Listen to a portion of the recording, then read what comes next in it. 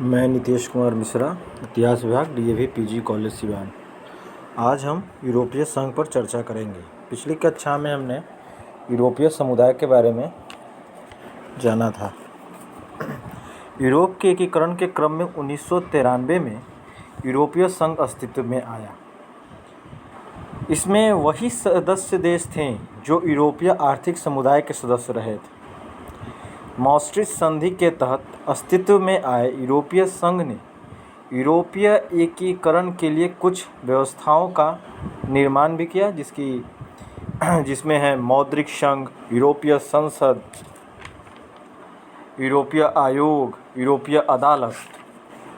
मौद्रिक संघ, यूरोपीय देशों का एक मौद्रिक संघ बनाने की बात की गई और इन देशों के लिए एक संयुक्त मुद्रा यूरो लागू करने की भी बात कही गई। इसका नियमन तथा नियंत्रण एक यूरोपीय बैंक द्वारा किया जाएगा। यूरोपीय मुद्रा में वही सदस्य राज्य साझेदार हो सकते थे जिनका कुल बजट घाटा सकल राष्ट्रीय उत्पाद से 3% से कम हो, जिनका राष्ट्रीय ऋण सकल राष्ट्रीय उत्पाद से 60% से कम, यानी इसमें कुछ क्राइटेरिया थे।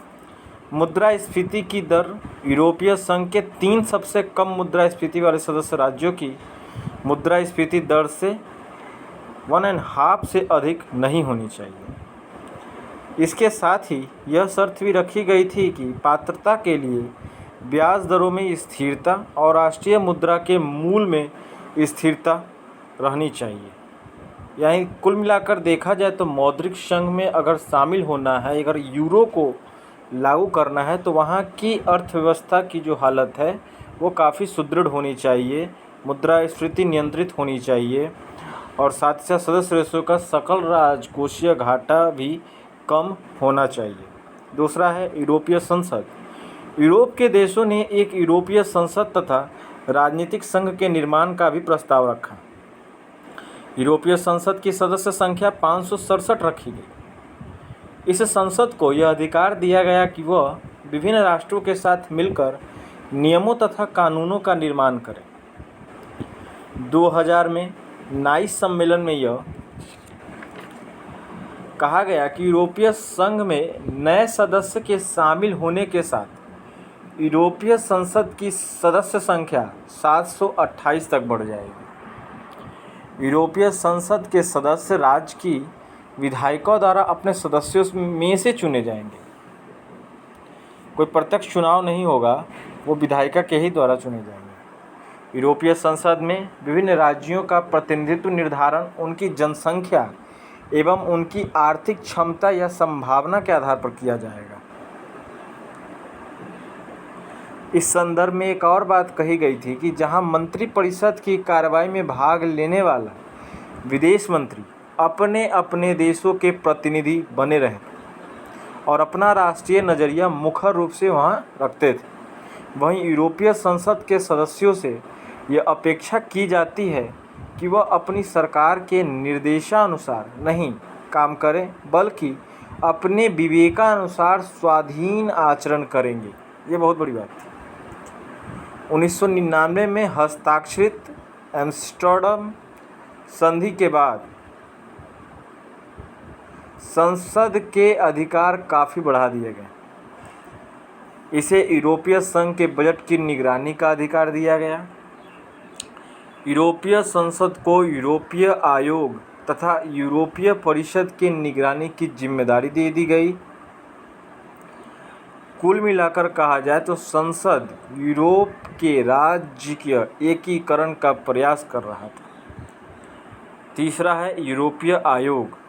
यूरोपीय आयोग में 20 सदस्य होते हैं जिन्हें 5 वर्ष के कार्यकाल के लिए नियुक्त किया जाता है।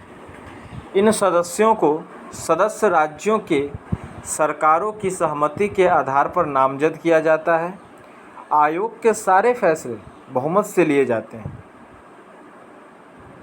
यानी यूरोपीय आयोग के जो सदस्य हैं, सदस्य राज्यों के सरकारों की सहमति के आधार पर नामजद किए जाते थे। इसे यूरोपीय संसद के प्रति जवाबदेह बनाया गया है। आयोग का काम सभी नीतियों को लागू कराना तथा नए नीतियों की पेशकश करना भी रहा है। चौथा है यूरोपीय अदालत। यूरोपीय संघ का एक प्रमुख अंग यूरोपीय अदालत है।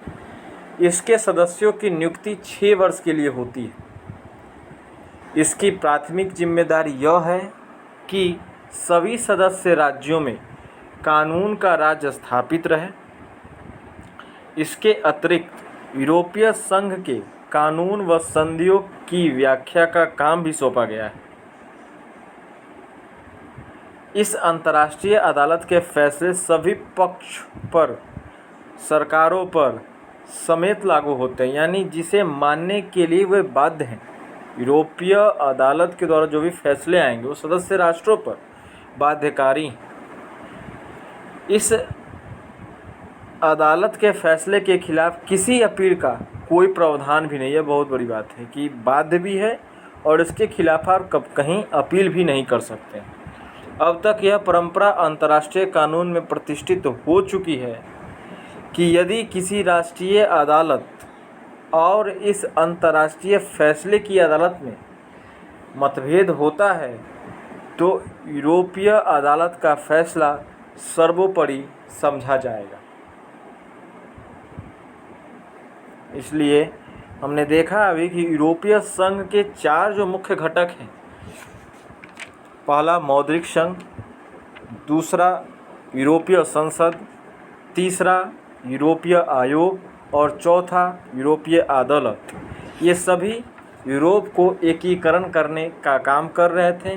वास्तविक रूप से यूरोपीय संघ 1993 में अस्तित्व में आती है, लेकिन 1951 में जो कोयला और इस्पात की जो मतलब आर्थिक रूप से जो एक समुदाय का निर्माण किया गया था और 1957 में यूरोपीय आर्थिक समुदाय की जो स्थापना की गई थी, उसके साथ ही यूरोपीय संघ के निर्माण की जो प्रक्रिया थी वो प्रारंभ हो जाती है। अगले लेक्चर में हम यूरोपीय संघ के विस्तार में क्या क्या बाधाएं हैं और यूरोपीय संघ के सामने क्या चुनौतियां हैं उस पर चर्चा करेंगे। धन्यवाद।